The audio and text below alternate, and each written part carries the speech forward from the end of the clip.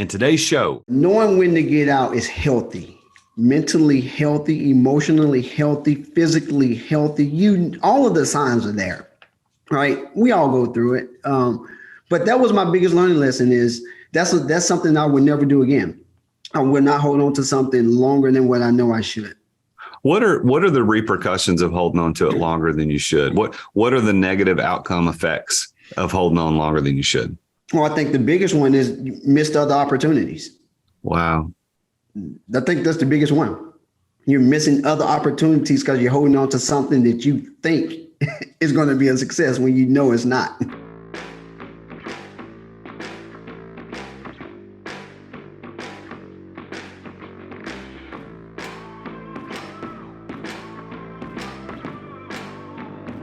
In today's ultra-competitive business world, being a successful entrepreneur or business owner can be very challenging. Fortunately, contemporary times have blessed us with resources for tackling those challenges and getting us to success more quickly than we could have imagined. Welcome to The Root of All Success with the real Jason Duncan, a podcast that explores how the world's most powerful entrepreneurs grow incredible companies. This podcast looks at the 5 keys to unlocking success as an entrepreneur. A successful educator turned entrepreneur, Jason's mission is to use his gifts of teaching and leadership to help others get the results they want out of life. Join Jason every week and learn the keys to grow a truly successful business. Welcome back to The Root of All Success. It's the real Jason Duncan here. Thank you. Thank you so much for tuning in and listening to this show. You know, what's funny about this show for me as the guy who's hosting it is I don't often listen to the episodes, or I certainly don't listen to them every week, hopefully like you do. But when I do go back, and I had a long car drive earlier this week to go to a meeting, and I listened to several episodes on that drive, and I'm impressed so much by the guests, even after I go back and listen. So I really hope that you're getting that benefit of listening to these guests on the show. And today's guest is certainly no slack. It's going to be another amazing guest to give you some insight into how to be a better entrepreneur and knowing when to walk away. So my guest today is LaShawn Greenhill. He and I developed a friendship. You're going to hear me talk about that at the very beginning, kind of recounting how we met. We've been friends and colleagues for the last 11 years. But he is he's a thought leader. He has a passion to help small business owners succeed. He's poured a lot into many different businesses over the past 2 decades of his life. He has founded several different companies. You're going to hear him talking about that starts with with one of his companies he started in college. He's got a development group that he started. He's got a outsourcing sales company that he ran for 6 years.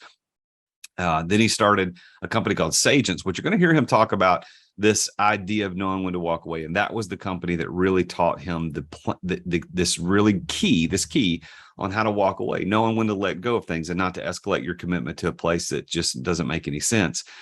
He owns a company called Sales Cocktail, where he does a lot of public speaking and consulting for companies. And he even has a franchise called Pros with the store here in the Nashville, Tennessee area. He now lives with his family's wife and daughters in the Kansas City area. And so I'm really excited to reconnect with an old friend of mine, LaShawn Greenhill. LaShawn, it is good to see you, and it's good to have you on the show. Welcome to the show, my man. Always, man. It's been a while. I'm glad to be here. I know we've had to reschedule a couple of times, but we made it happen. I appreciate your patience with that. Doing the podcast, I generally only record on Fridays, and I try to schedule them way out into the future. And, things come up. I got speaking engagements that'll pop up from time to time. So thank you for your patience. But I want to start with this story. Well, hold on for a second. First of all, you took the blame for that. The first rescheduling was on me. So all right, I'll let you take it. So let's split that. One. I'll let you take the blame. Well, so I want to tell this story, and I don't think I've ever told this story to you, but it is about you. Okay. And so I'm going to start here, and then we'll kind of take a leap. When I started my lighting company back in 2010, 2011, I didn't know what the heck I was doing as an entrepreneur. And as someone who was aware of my incompetence, I made sure to go to events. I wanted to, if Nashville Business Journal here in Nashville was hosting things, I'd go to it.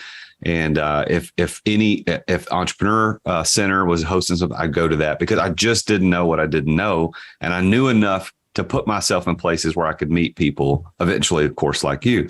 And I know that you probably remember this, but you were on a panel. Mm-hmm. It was a Nashville Business Journal breakfast at Belmont, I think way long time ago, back in the early teens. Yeah. And you were one of 4 or 5 people on the panel. And I remember you telling your story, and I'm sitting in the back of the room and I'm like, I don't know any of these people. I don't know. I was an unemployed school teacher just a year prior to this.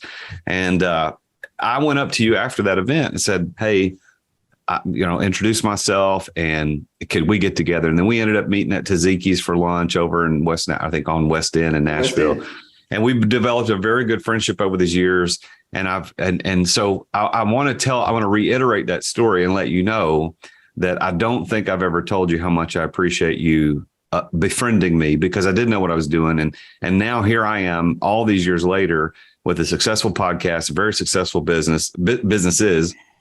And you are a part of my story to success. So, LaShawn, I want to say thank you publicly. As we get started in our conversation, I want to say thank you for that.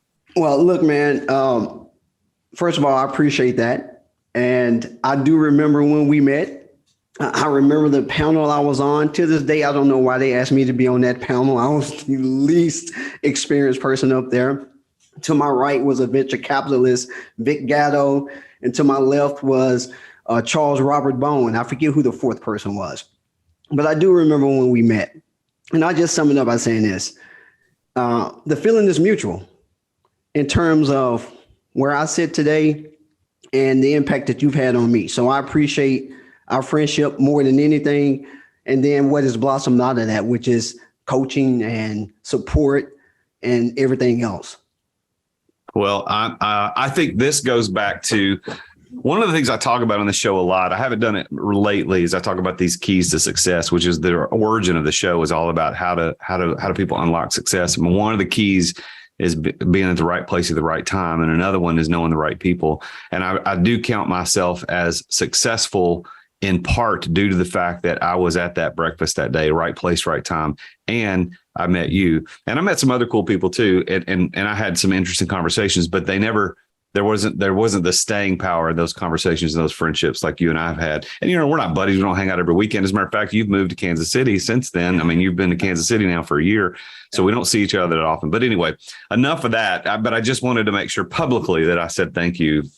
And I do appreciate our friendship. And I congratulate you on your success. So let's go back to the beginnings for LaShawn. So when you were going to enter into the entrepreneur market, into that field of entrepreneurship, when did that start for you? Was that as a kid, as a teenager, as an adult, a college? Where did the entrepreneur bug bite you, and what did you do first? The first time I cut someone's grass, 9th grade, is when I dipped my toe into entrepreneurship. A lot of people think it started in college, but how it happened was, a lot of people don't know this story. I remember one day, I used to get an allowance. And I remember one day a new game had come out for the Nintendo. And I went home and I asked my dad if I could get an advance on my allowance.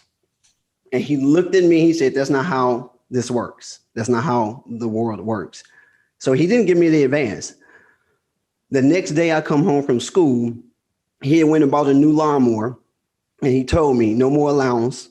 If you want to make your money, you can go out there and start cutting yards. And that's when I started making my own money. That was in the 9th grade. And so did I think that experience would lead me to where I am? No. But that was my first experience in convincing someone to let me cut their grass, right? So I had to go and sell. I was knocking on doors, convincing someone, hey, you need your grass cut. Can I cut it? I would walk the neighborhood and do that. When I saw a yard, I would go up there. And then the second thing it taught me was how to negotiate on the spot. Because I knock on your door, Jason. I see your grass need cut. I knock on your door and ask if I could cut it. You say yes, then we have to talk about price. So then I started negotiating. So that was my first experience with entrepreneurship. Did I know at the time I was an entrepreneur? No, I was just a kid trying to make money so I can buy Nintendo games. So in ninth grade, dad is the catalyst that gets you out there to teach you how to sell, how to make money, how to negotiate. So how long did you mow yards for money? Was it a short-lived thing, or did you do that all through high school? I did it for 3 years. My freshman year through my junior year, I did it. And then I worked, another job during the summer also, but I did it for 3 years. 3 years mowing grass, get through high school. So you go to college. When I talked about this in the intro, you went to the University of Memphis and you got a degree in business, right? Correct. So what was your intent with that degree? What were you going to end up doing with that? Well, when I first went off to college, I actually went to study computer engineering. That's what I started as. And within 2 months, quickly realized this is not for me. Computer engineering was not my gift. So I ended up switching to the business school at the University of Memphis, majored in management information systems, which was 40% technology driven, 60% business related, right? And it just so happens that at that time, if you recall, we're the same age. 1996 is when the internet was practically being released to the mere mortals, to us, to the world. Yeah. Right? It had been there for a while. We just weren't able to access it. So management information systems was the area that my guidance counselor guided me to based on my interest in computer engineering. It was a combination of business and computers, right? And so my goal with that degree initially was to, now that I had been exposed to the internet, my initial goal with that degree was to start an internet company, which I did my senior year in college. A lot of people don't know that. It was called WizKids.com. I started that company, I co-founded that company in 1999 while I was an intern at FedEx.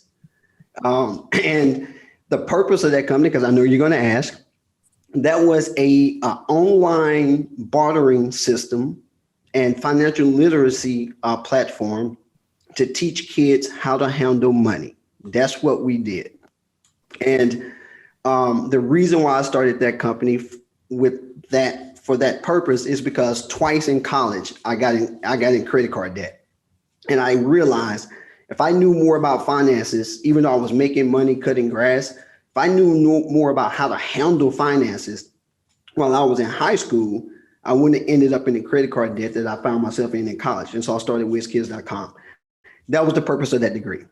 So you're cutting grass, go to college. You think you're going to be one thing, you end up going into something else, and you started WizKids.com. Is that? I'm going to assume that that's no longer a thing. Is that did that stay around a while, or is it gone? No, man. So it's gone. The short end of the story is we started it. My guy, me and another guy. We started it. We stood up the platform. We had letters of intent from Microsoft. I still got the letter where the COO wrote me back. I wrote Bill Gates to be exact. I wrote a letter to Bill Gates, and the COO at that time wrote me a letter back. I still have it. I won't get rid of it. So we had partnerships in place with companies, exploratory partnerships in place with companies like Microsoft at the time for this platform, and we actually had a test market with the public school system in Nashville. They were going to test it out for us. And then you know what happened in early 2000, late 2000, the internet bubble burst. We were literally about to go out to San Francisco to raise money. The bubble burst, and so did we. And so going into 2001, I ended up having to get a job, and the platform went away. I didn't know that part of the story. I've never heard that you were on the potential of being an internet tycoon. So that's kind of cool. That's a cool story. So but you went on from there to do something else. So what was the next entrepreneur journey? What was that next stop on the journey for you? So after WizKids burst, ended up getting a job at T-Mobile in the customer service center. Actually, it was VoiceStream or something like that at the time. That was T-Mobile. And I always knew I wanted to start another business. I've been bitten at that point by the bug, right? So I always knew I wanted to start another business. So I got a job, and I intentionally got a job at night. And this kind of goes into your story at the beginning, when you said when you were starting your company, you intentionally went places to meet people, right? So when I got that job, I intentionally looked for a job at night. Ended up switching from that job to a company at Comdata out in Brentwood, worked on their database mainframe because that was my background, right? Did that, got that job intentionally at night. And also that job was 3 on, 4 off, and then 4 on, 3 off per week. And the reason why I got that job at night is because during the day, I need to get out and meet people. And so I worked at night so I can network during the day. Eventually met my mentor, met 2 mentors. The first one was Darryl Freeman, God rest his soul. As you probably know, something tragic took place not too long ago with him. And then the other one was Lee Mollett. And so what ended up happening, how I got to my next venture, was Lee Mollett came to me and said, hey, well, back up. Darryl Freeman, I met with him in his office, gave him my business plan that I've been working on while I had a full-time job. And Darryl ended up paying for me to go through a program called Fast Track. At the time, the Chamber of Commerce was doing it. And it's a program to help business owners put together a legitimate business plan at the end of the day. And Darryl did that for me. And then the second thing, Lee came to me and said, hey, the best way for me to mentor you is for you to come and work with me. So I quit my job at Comdata, went and worked for Lee, but I wasn't an employee of his. He said, start your company and I'm going to give you your first contract with my company. So I started a hardware repair company called Greenhill Development Group. And that was my next company. Then out of that grew Python. I'm not sure if you're familiar with Python. Have I ever told you? Okay. Yeah, we talked about that. Okay. Yeah. So out of Greenhill Development Group grew Python, which was a sales outsourcing firm that I had for 6 years. And in what we did was we worked with small businesses and they outsourced their entire sales department to us. And so you may meet with a salesperson for a medical company, and they may have a business card that was a card of my client, but they were on my payroll. I managed the entire sales process and grew their sales. So that was the next step for me after WizKids. That was my progression. So WizKids to Greenhill Development Group to Python. Mm-hmm. So Python, you did that for 6 years as an outsourced sales, and that's actually still, that concept is still a pretty popular thing around today. Where is Python today? What did you do with that company?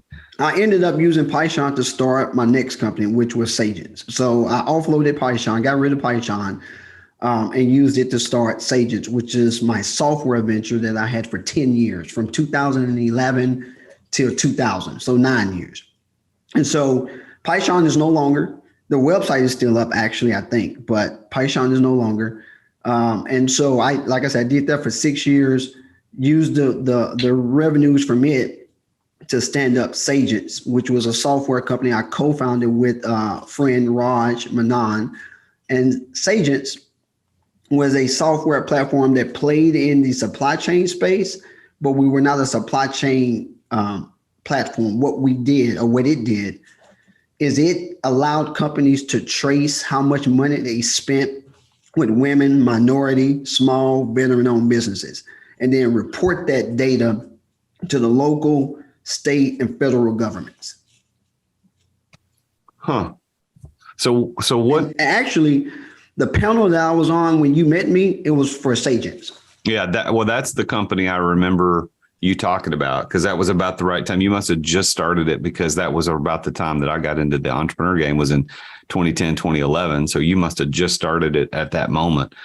So what do you, if you're looking back over all of that, I know there's more since then, because Sagents, that company no longer is around as of 2020, but what were some of the big milestones of learning points, whether it was a failure or success? What are some of the big things you look back and go, man, that's where I learned a lot? Yeah, so I've been asked that question quite a bit, and one thing I'm gonna throw this out there. I want people to go take a look at this. In 2019, I was going through a transition with Sages, trying to figure out what I wanted to do. Right, Sages wasn't doing exactly what I needed it to do. We had been running it for 9 years, so I went through this therapeutic process of taking these thoughts out of my head and putting them on paper. I ended up writing this letter called "Till Death Do Us Part," and I published it. You can go Google it, and it's about Sages. And in there are a lot of lessons. I put in there a lot of lessons that I learned with Sages, right? And even before Sages. But so let me answer your question. First of all, go look at that letter, "Till Death Do Us Part," and it's I put it on Medium, LinkedIn. You can find. I wanted people to read my story about Sages so they can learn and not make the same mistakes. So what are some of the things I learned? Specifically with Sages, I probably should have brought on a co-founder earlier. It was a software company, and I tried to develop it and the tech platform by myself. That was one learning lesson. Should have brought on someone earlier as a technical co-founder. I was about 6 months into the journey before I did that. That's one. Two, I should have raised money earlier, right? That was another lesson. But some of the biggest lessons that I don't want people to miss is this: know when to get out. Don't hold on to something too long. And there were several times when I should have probably shut Sages down, and I didn't. And you've probably been there. You're about to make a decision, and then something happens, something good happens. You're like, oh, no, it's not time to let this go yet, right? But really, it really is. But you're looking at something has sparked a thought to say, nope, that just happened. That contract just came through, or that connection was just made, and you continue to hold on to it. That was a mistake I probably made 2 or 3 times with Sages, where something would happen that would convince me, where I would convince myself, nope, that's exactly what we needed to keep going, when really I knew what I should have done. So those are 3 of the lessons from Sages that I've learned. But the biggest one is to know when to let something go. Yeah. Well, you know what you mentioned there, one of the only things I remember from my doing my undergraduate studies is I took one business class. My undergraduate degree's in ministry. You probably know that. We've talked about that before, but my the only thing I remember, like I remember the day I learned this. I was sitting in a class. It was at Lipscomb University in Nashville, Tennessee. And I remember the business class, the teacher, the professor was saying something about something called escalation of commitment. And what you just described is as the phenomenon known as escalation of commitment. And that is when a business person, a leader, entrepreneur, whatever it happens to be, escalates their level of commitment in spite of all of the evidence pointing that they should cancel it, go away, quit, whatever, because they had committed in the first place. And so there's this commitment that's made, and then you don't experience success, not necessarily failure, but you don't experience the success you wanted. And then you say, well, I'm going to double down. I'm going to escalate the commitment. And that is a doom loop that is created in so many entrepreneur stories. And the fact that you just talked about that is really interesting to me, because not many entrepreneurs admit their escalation of commitment failure. So knowing when to get out is a big deal. It's a big key to your success. It is. And knowing when to get out is healthy, mentally healthy, emotionally healthy, physically healthy. All of the signs are there, right? We all go through it. But that was my biggest learning lesson is that's something I would never do again. I would not hold on to something longer than what I know I should. What are the repercussions of holding on to it longer than you should? What are the negative outcome effects of holding on longer than you should? Well, I think the biggest one is missed other opportunities. Wow. I think that's the biggest one. You're missing other opportunities because you're holding on to something that you think is going to be a success when you know it's not. I heard there's lots of stories about animals where they test animals and something. And I'll butcher this, so I'll get this all wrong, but there's this story about where they were trying to catch baboons where they'd stick their hand in a hole to get a fruit or something, and then when they couldn't pull it out, but then they would offer them, the way to get out that would be better, but they didn't want to let go of this fruit, and the fruit in the hole was holding them captive. And so I think and again, I probably butchered that whole story there, but that illustration is us as entrepreneurs. We hold on too long and we miss those opportunities. I think when we get to heaven, one of the cool things God's going to allow us to do is watch the tape of what could have been. And it won't be a sad thing, because there's no sadness there, but It'll be this like, hey, dummy, let me show you what you missed out on. What you missed out on. Look what I had for you over here. You kept doing this, right? It is, look, I tell people, time is our most valuable resource. Amen. And commodity.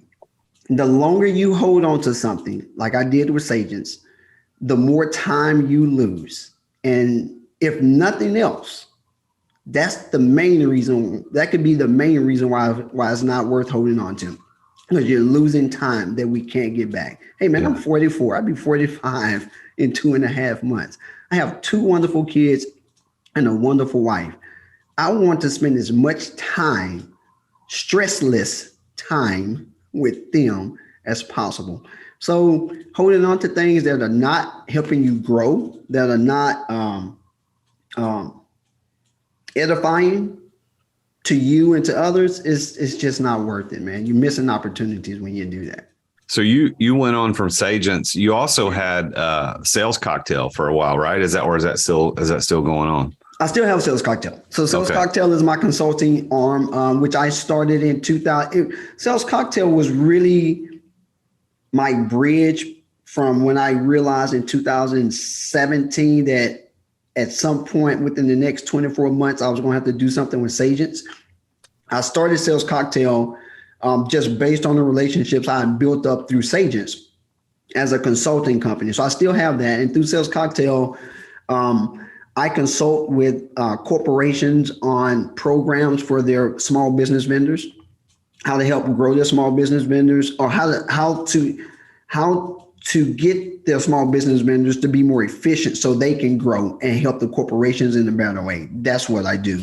And then also do some public speaking through Sales Cocktail also. So I still have that, not going away, working on a contract right now that hopefully we close within the next 30 days. Been working on it for 90 days. Well, I found the article "Till Death Do Us Part," that letter you wrote. It is actually on salescocktail.com. So if you just look up salescocktail.com on Google or DuckDuckGo and then type in "Till Death Do Us Part," it's going to pull up, and there it is. "Till Death Do Us Part, knowing when to walk away." And it looks like it's a pretty good sized letter there. And it ends with one final Sagent sign off. Sean, that's it, man. Look, I am an open book. You know me well enough to know that if my story, good or bad, can help someone, I'm going to share it. And that story, writing that, hopefully it helps someone else. But I know for a fact it was very therapeutic for me. Yeah. Well, and so many times people do escalate their commitment. They hold on too long. And part of it's pride. I think if you had to admit it, I think all of you and I and everybody else who's held on to something too long, it's pride. We don't want people to go, well, he failed at that, so he had to shut it down, or he failed at that, he had to sell it, or he failed it. And it's our pride that keeps us from doing the right thing. The right thing should be to walk away. Sometimes walking away is the better thing for everybody involved. You'll see that in there. I talk about my ego, how my ego was a big problem. Yeah, well, we'll make sure to link that. The editors make sure you link that from salescocktail.com. So that in the show notes, you guys can click on that and go read it. So now you've got Sales Cocktail, which is still a consulting thing, but you've got several other things. You've got an investment company, holding company. You bought a franchise a year ago. Like the one thing I like about you is like every time we talk, it's like some new opportunities happening. You're doing something new and cool, and you're succeeding at it. And then when it doesn't work, you shelf it and move to the next thing. So you and I are very similar in that. So what is going on? Tell us the big exciting stuff that's happening right now in your entrepreneur life. Yeah. So in summer of 2020, after we shut Sages down, which was January of 2020, I took some months off. And actually had a conversation with you because we were going through a similar transition at the time. We had lunch, I think, one day. Yeah. Yeah, we got together and I was lost. I'm like, man, I don't know what I want to do next, And I remember you were like, take your time. I think at the time you were just exiting your company, right? That's right. Yeah. January 2020, I stepped away from daily operations. Yeah. Yeah. So I took some months off. Tried to collect my thoughts, my feelings after going through, the exit of Sagents, and started looking at everything from getting a job just to relax a little bit to buying a company and everything in between. Put together this matrix, the pros and cons of everything. I think it was like 5 or 6 opportunities I put on there and put the pros and cons together. And ended up landing on, for my first opportunity post Sagents, was buying a franchise. And so me and my wife ended up investing in a franchise that called Pros, Prose. It's a membership nail salon that's based out of Phoenix. And so we ended up buying that in November of 2020, opened it in December of 2021. So last year. So we've been open about 9 months now. And so that was the next step for me post Sagents. And then at the same time, I would say simultaneously, I stood up a holding company for me and my wife. So we have a holding company that has multiple LLCs under it, everything from real estate investments to actually investing in other companies. So we have some money in other companies, startup companies that we have that have been founded by other people that we invest in. And so that's what I do now is I manage that holding company for me and my wife. And then also oversee the franchise that we have back. Even though I'm in in Kansas City, the franchises in Nashville have a great team that's running that for me. So that's what I do now. And then the other thing, which this comes back to you, I'm telling you, I lean on you for a lot, is I'm also now looking at e-commerce platforms. So Neil, I've been in talks with Neil. I told him a couple of weeks ago I had to put it on the back burner for a couple of months until I get my new leadership team in place at the nail salon. So probably I'll pick that back up going into Q4, maybe Q1, but that'll be the next phase of what I do. Yeah. So, Neil's actually been a guest on the podcast, Neil Twad. He's with that helps people get their Amazon stores set up and get private label products. So if anybody is interested in going looking at that, that's one of our past episodes on the podcast. Neil's been on here. Neil Twad, TWA is his last name. He's a good dude, and he's actually going to be on I'm going to have him back on my Entrepreneur Master Series live webinar in November. So he's going to be back on that in November. So if anybody's interested in checking that out, we do a 90-minute deep dive on a topic of interest. And Neil's topic is, of course, how to make mailbox money through e-commerce stores, specifically Amazon. So go to therealjasonduncan.com/EMS. It stands for Entrepreneur Master Series. I do that live webinar every 2 times a month. He's got a great system in place. I'm ready to pick it back up. I just had to get some stuff. And as I told you earlier, I think before you were recording, as I told you, June and July were hard months for the business. And so I had to put my conversations with him and his team on the back burner until I got through that. But I think I'm starting to see some sunlight. So once we get some stabilization, more stabilization, I should say, with the new team, I'm going to pick that one back up. So what do you think, in your mind, what does the word success mean to you? I'm pausing, not because that's a tough question, but I'm trying to figure out how I want to phrase the answer. It's not a tough question, but for me, success starts with my family life. Let me start there. Okay. So I just had lunch with a young man Monday who asked me to be his mentor up here. And he asked me, he said, this was his exact words to me. He said, you always seem happy and at peace. And that's the first time someone has ever said that to me. Now, I'm not saying that other people don't think that, but he verbalized it, right? He said, why is that?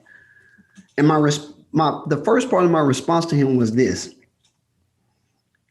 I have a healthy family. I have a happy family. And I've never walked in 16 years of marriage. I've never headed to my house with the thought in my mind that I'm going somewhere I don't want to be. I've always walked into a house that I wanted to be in. So that peace of mind allows me to do other things, right? So for me, success starts with having a household that's God-centered. I'll put that out there for me. Having a household that is happy, healthy, and functional, right? Also, success for me and my family, we pray this every night, is that God uses us to be a resource and a blessing to someone else. And so we've always wanted to be put in a position where we have resources that we can bless other people with. That's success for us. It's not about acquiring a lot of stuff. Do we have a lot of stuff? Yes, we have way more than what we need. We do. But if we can do those two things, if we can stay healthy, if we can stay happy, and if we can continuously help others, we're successful. So with that as a definition, which I like, by the way, do you consider yourself to be a successful person? I do. I feel like we are. Are there times when we mess up based on that definition? Absolutely. But I would say I feel like that we make every attempt to be a good steward of the resources that we have. And so based on that, I would say, yeah, I feel like we are a success.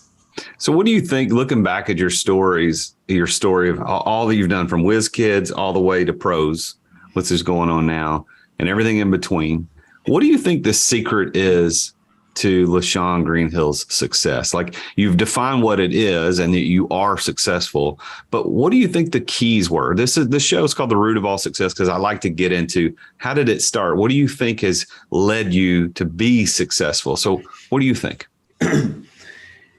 I'm only where I am because of other people, right?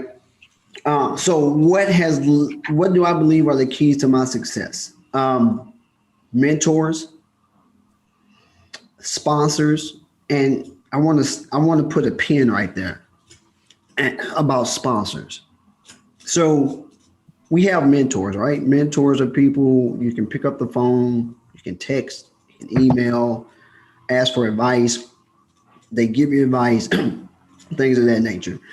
I remember in high school, I was in a program. Me and my wife at the time, we knew each other in high school. We were in the same summer program. But one of our counselors, Derek Young, I remember him, and he's still a mentor and sponsor of me and my wife. I remember him telling us, there's a group of maybe 100 high schoolers. He said, mentors are great, and you should have one. But you should also make sure you have sponsors. And we were like, what's a sponsor?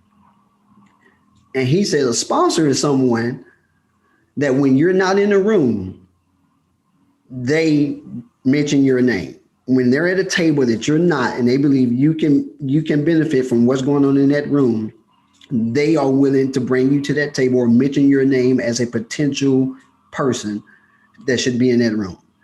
That is one reason why I'm successful. It's because there have been people who have been willing to say, I know someone who can help you with whatever's going on when I'm not in the room.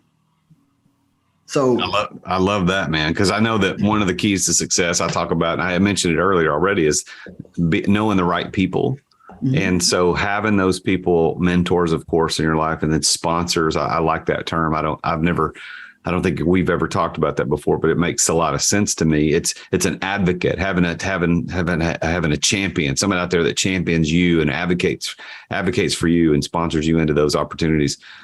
So great. That's so great. And what's cool too is, and this is, I want to encourage listeners to think about this, because I know you do this and I don't do as good a job as I need to, but I think you and I need to be that sponsor and that mentor to other people. We need to go. I love that you said this young man asked you to be his mentor. I think we as successful people, need to be intentional about being sponsors and mentors to the younger generations. Absolutely. I think this revelation hit me and my wife about 4 or 5 years ago. She came home one day. At the time she was working for Bridgestone. And she came home one day and she said a young lady at work had asked her a question about how she got to where she was successful, right? In her career. And without going into detail, I remember I turned around and I said, we now have to realize where we are in our life. We're those individuals now where the 20-something-year-olds are going to be asking us the same questions that we were asking when we were 20-something. That's where we are. And so we have to first be conscious of that. If you're not conscious of that, you can't, or you will not be able to help the younger generation. You got to be conscious of where you are. You and I, we're conscious of where we are in our career. We've gained some success. We've built some relationships. And we have a younger generation who are looking to us, right? And so we do have to be intentional about what you just said in helping the younger generation. And I tell the younger generation this: what took me 10 years to do should only take you 5. Don't be afraid. And the reason why I tell them that is one mistake that I made, and this goes back to a question you had earlier. What were some of the mistakes that I made? One mistake that I made early on in my career, post-college, is I didn't activate my network quick enough, right? I had a network, but I didn't activate it. And so I tell young people, what took me 10 years should take you 5. And what I mean by that is use my network now for your benefit. Don't wait 10 years down the road to start activating your network. It's one of your most valuable resources. Use it now. I waited, till I got in my early 30s before I truly started calling on my network. Yeah. Yeah. I think that's so critical for the younger people out there to understand, like borrow and leverage the networks of the people around you and activate. I like you said, to activate that network. So as we close out our show today, I want to give you the opportunity to give some advice. And I know you just gave a piece there, but I want to ask you a very specific question. So in the realm of entrepreneurship that people listening to this show, we got early stage entrepreneurs and we got people that are just absolutely killing it. I want you to kind of turn your chair towards that early stage entrepreneur for a moment. With all your experience, all your success, all your failures, all the things that you've experienced, besides what you just said, what one piece of advice would you say to those early stage entrepreneurs? What would you say to them? Level up. Take a page from me and Jason's book. You talked about it earlier about that event you went to and why you started going to events. I talked about it when I said I took night jobs so I could go and network. So that one piece of advice to early entrepreneurs, I would say, is level up, and level up with people who, this is so cliche, but it's so true.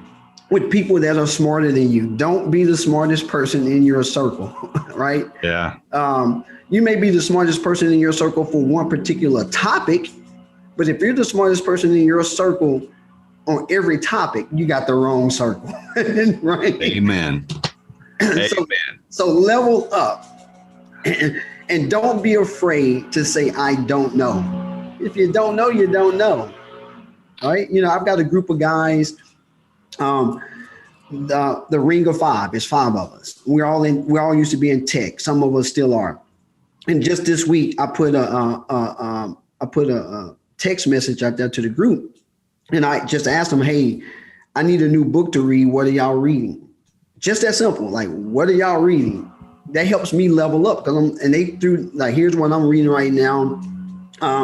They threw out what they were reading. So that's how I continue to level up. I'm not finished leveling up. I call on you sometimes and say, hey, man, what's the deal? What do you think about this? That's how I got to Neil Twa. Like, I'm looking at you, told me, like, don't do it this way, because I have experience in doing it this way.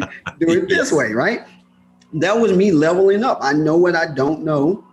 And so I reach out to people like you that I trust, I surround myself with people that I know in a lot of areas are way smarter than I am. So that would be the one piece of advice is level up. So how would people get in contact with you? What's the best way for people to engage with LaShawn Greenhill? So salescocktail.com is the website. You can email me at LaShawn, that's LESHANE at salescocktail.com. And you can call me at 615-669-1602. And you can connect with me on LinkedIn. All right. So you guys heard it there. LaShawn, it's been a pleasure reconnecting with you today on the show. Next time you're in Nashville, we need to get together, have lunch or something again, get together, have a drink. So make sure you look me up because I know you got to come down here. You got the store down here. So when you come back to Nashville, look me up. I'm going to give you the last word. Anything you want to say, you get the last word today on the show. Man, I just want to say thank you. Thank you for bringing me on, man. I've enjoyed our friendship for the last 10, 11 years. It's been very fruitful. Who knew we would be where we are today?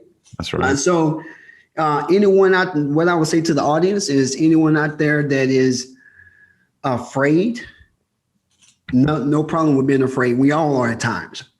So if you're afraid and you're in business, you're not alone. At some point, everyone is afraid when they're in business. So don't feel like you're on the island. That's the last thing I'd say. Well, LaShawn, it's been a pleasure, man. Thanks for being on the show. We'll see you. All right. Thanks, man. Well, there you have it. Another very successful entrepreneur on his journey to success. And what's interesting about this, as we talked about in the intro, we talked about all the way through the show, is that the key here is knowing when to walk away. Listen, no matter where you are in that entrepreneur journey, you should commit. You should make goals. You should commit to those goals. You should attempt to go there. But there's this thing we need to understand. And as LaShawn's story illustrates, is you got to know sometimes when to walk away, because overcommitting to that thing, you don't know what you're missing. And I loved what he said when I asked him that question. Well, what's the biggest detractor of overcommitting and staying too long? Is it missed opportunities? So I'm not asking you, nor is LaShawn asking you to quit. Nobody loves a quitter. We don't want quitters. And it's not quitting. It's making a decision to move on to the next bigger opportunity out there. So let me give you just a little bit of insight on this that we didn't talk about on the show, but it occurred to me after the show was over. And as LaShawn left the room, I was thinking about how to close this show out today. And I was thinking there's this idea, there's this law, this universal law called the law of separation.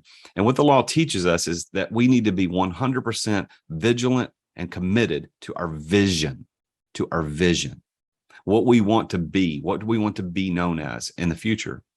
But we cannot have that same level of commitment to the strategies that will take us to the vision. So as a matter of fact, you may have this vision to impact 1,000 young people as entrepreneurs. You may have this vision to serve 1 million customers worldwide, whatever that vision is. But the reality is the strategy you're going to use to see that vision to fruition might change 6 to 7, maybe multiple times. Just like what LaShawn illustrated in his story is that he's committed to that vision of helping small, medium-sized local businesses, to being an impact on young entrepreneurs, to really making a difference in this world. And he started with WizKids, and he went to Greenhill Development Company, Pyshon, Sagent, Sales Cocktail Pros. All of these strategies are to realize the ultimate vision. So what is your vision? What are you trying to get to? Know when to walk away. Know when to say, look, I'm committed to the vision, but I got to find a new strategy. Know when to do that. I hope that's the lesson you walk away with today. I want to speak directly to you as an entrepreneur who is interested in the exit lifestyle. Because if you follow me on Instagram at The Real Jason Duncan or LinkedIn, you've seen my content. You know that's what I do. That's what I talk about. I talk about the exit lifestyle. As a matter of fact, tomorrow morning, of course, it's not tomorrow morning when this show releases, but tomorrow morning after the recording, I'm heading out on a week-long vacation with my wife in our RV and our motorcycle. I'll get a little bit of work done, but it's mostly about living this exit lifestyle. And if you are interested in living that exit lifestyle too, but as an entrepreneur, you don't know how soon you're going to be able to do that. What type of things do you have to put in place to be able to walk away from the daily operations of your business with or without selling it? I have created this tool called the Exit Readiness Assessment. And you can go take this. It's 100% free. You can go on my website at amireadytoexit.com, amireadytoexit.com. And it's a free readiness assessment. And that assessment will give you just in a few short questions and a quiz right there online. It'll give you a report that shows you, here are the things you need to do to get yourself prepared to exit. And here's what your potential timeline might look like. And for those that are qualified, you might even get an opportunity to talk directly with me or someone on my team about reviewing that readiness assessment to see if there's something we can help you do. But that assessment and that report are 100% free. amireadytoexit.com. Please tune in again next week on The Root of All Success when I talk with yet another very successful entrepreneur about his or her journey to success. Until then, I am the real Jason Duncan, and Jesus is King. Thank you for listening to another edition of The Root of All Success with the real Jason Duncan. If you've enjoyed this week's episode, we invite you to visit therootofallsuccess.com to access the show notes and other helpful resources. Take charge of your business. Grow it from great to incredible. Join us again next time here on The Root of All Success.